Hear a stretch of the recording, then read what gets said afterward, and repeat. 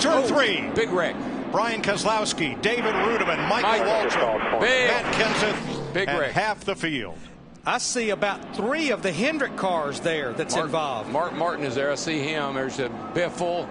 Jimmy Johnson's laying over there. There's a 24 car. Looks pretty bad. Brian Vickers limping around.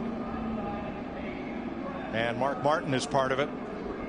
Greg Biffle got a piece of it. Joe Nemechek's right front all torn up. The 9 of Marcus Ambrose. Watch the top right of your screen coming right up in. Here. Michael into his teammate Rudiman. Got Rudiman loose. Right in front of Keselowski. Here comes Nemechek. Pow into Michael. Look at. Nope, didn't make it. Didn't make it. Brian Keselowski, we just talked about, was involved. That white car up against the wall there.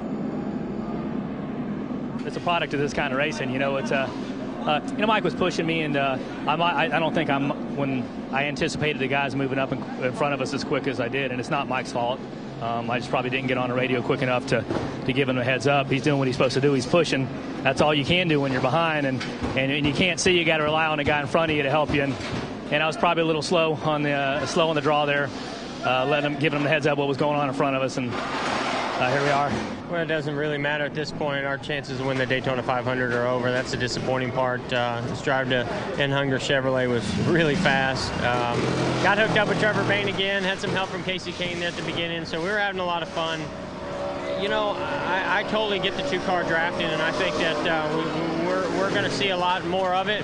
What I don't quite understand is why guys are doing it 3 wide, 3 deep, running for 28. You know, they need to let it thin out a little bit. As soon as it thins out, then go to it. Well, I just didn't get the information soon enough. You know, I'm pushing David against him a little bit, but he said, give me some room, and I was giving him room, and then right at the last second, he said, gotta go low, gotta go low. And then all of a sudden, you know, we're sideways. So same thing with Kyle. He decided at the last second, he said, I'm going up the middle. And when you change directions pushing in the corner, it's just a recipe for disaster. So as a driver, I'm frustrated. As an owner, it's expensive. But as a fan, this is a Daytona 500, and I can't wait to go get on my toolbox and watch those boys battle.